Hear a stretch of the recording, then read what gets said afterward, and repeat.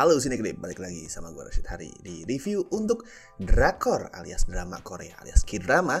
Dan yang kali ini bakal gue omongin adalah sebuah K-drama yang lumayan underrated sih. K-drama yang bagus tapi mungkin karena gayanya itu nggak mainstream jadi masih nggak sebanyak itu diomongin, yaitu Lies Hidden in My Garden. Ini adaptasi novel yang judulnya agak mirip sama dramanya, yaitu Lies Hidden in My Backyard.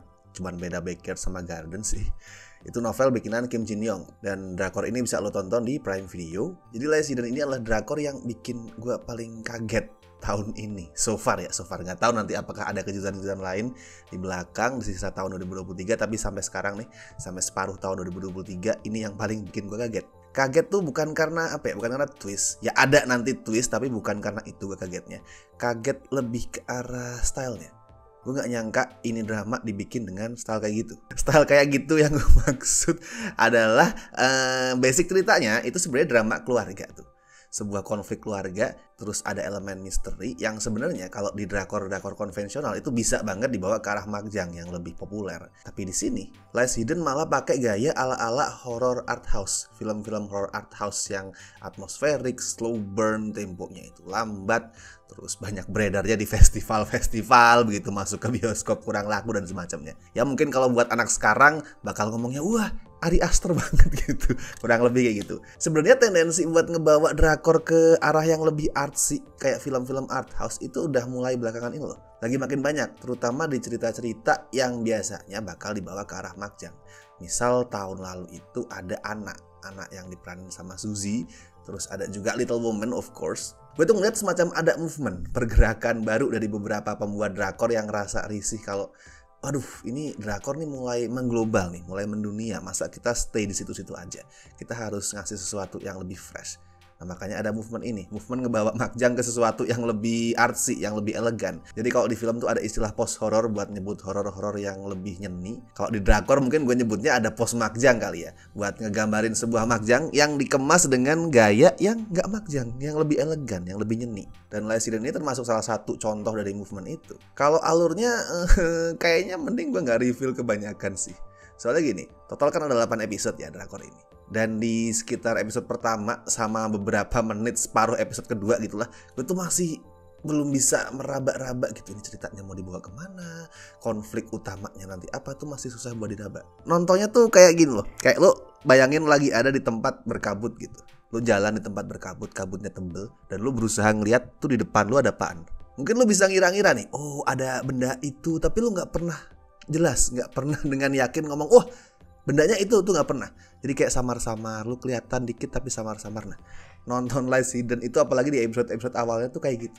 Jadi gue pengen buat yang belum nonton itu lu bisa merasakan sensasi yang mirip. Jadi gue gak akan reveal terlalu banyak soal plotnya. Intinya sih gini, cerita tentang dua perempuan, dua istri. Pertama ada Munjuran yang kelihatannya hidupnya tuh perfect karena suaminya tuh perhatian, terus tinggal di rumah mewah, tapi sebenarnya dia tersiksa.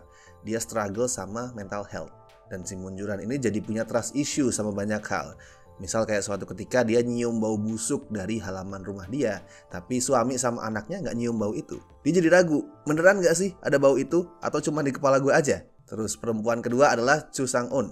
Dia ini kebalikannya Munjuran. Hidupnya seadanya, cenderung malah menengah ke bawah, dan punya suami yang doyan KDRT. Padahal si Sang-un ini juga lagi hamil. Udah, itu aja yang perlu lo tahu soal ceritanya. Kecuali lo udah terlanjur nyari-nyari ya di Twitter, di medsos apapun atau di Google, tapi kalau lo belum tahu, cukup sampai di sini lo tahu ceritanya. Pokoknya makin jauh alurnya jalan, itu makin banyak misteri.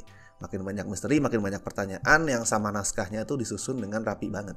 Gue ngeliat tuh penulisnya pinter nentuin kapan sih waktunya buat dia ngelempar pertanyaan, kapan waktunya dia ngasih jawaban, kapan waktunya dia ngasih twist, ngasih kejutan. Dan itu prosesnya pelan tapi pasti. Nanti makin ke belakang tuh makin banyak twist tapi gak berlebihan. Twistnya tuh bukan yang kayak oke, gue masukin twist biar penonton kaget, gak peduli sekonyol apapun itu tuh gak. Jumlahnya secukupnya dan gak maksa, gak out of nowhere mendadak nongol tapi udah di-tease dari sebelumnya. Kalau lu memperhatikan petunjuk-petunjuk yang diselipin sama naskahnya, lu bisa nebak, atau pada saat twistnya keluar lu bisa, oh pantes tadi kayak gini. Dan kayak gue bilang tadi, temponya emang lambat, pelan tapi pasti. Tapi karena storytellingnya tuh rapi, Jadi nggak capek gue nontonnya sih. Masih enak, walaupun mungkin buat yang belum terbiasa nonton drama atau film-film slow burn tempo lambat mungkin perlu lebih sabar ya. Lu perlu meluangkan kesabaran lu sedikit.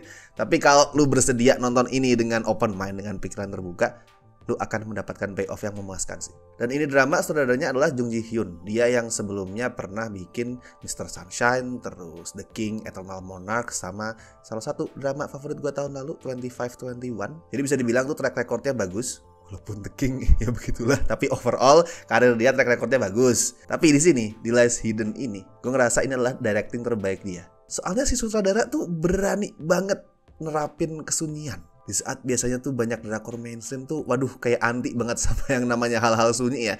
Sunyi bentar tuh masukin musik atau masukin orang ngobrol, tapi di sini sunyi banget. Ada musik tapi pemakaiannya secukupnya, lebih banyak sunyi dan nggak harus ada orang ngomong. Dan kesunyian itu dia pakai buat ngebangun emosi. Emosinya mostly sih perasaan sesek ya, suffocating gitu, nyesek dada lu. Karena in real life nih, kalau kita lagi nyesek terus nggak tahu mesti berbuat apa, bimbang dan segala macam, kan rasanya berat ya. Kayak lu tuh pengen merenung gitu, terus sesek, berat, menghela napas, diem. Nah, perasaan kayak gitu yang coba dimunculin lewat kesunyian di Lies Hidden ini. Dan kesunyian itu juga yang kayak gue bilang tadi bikin drama ini kayak horror art house. Soalnya sinematografi sama tata artistiknya juga ada di jalur yang serupa. Jalur yang mengarah ke horror art house ya maksud gue.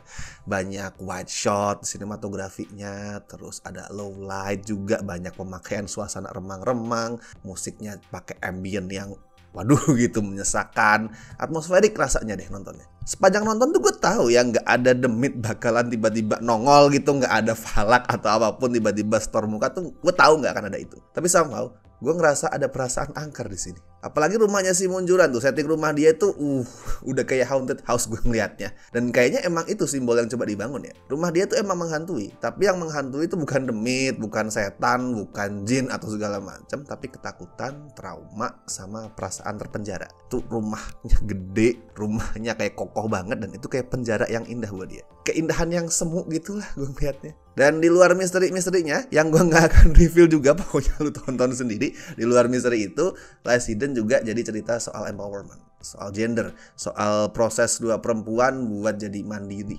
buat lepas dari semua beban yang menghambat perkembangan mereka, yang mengekang mereka.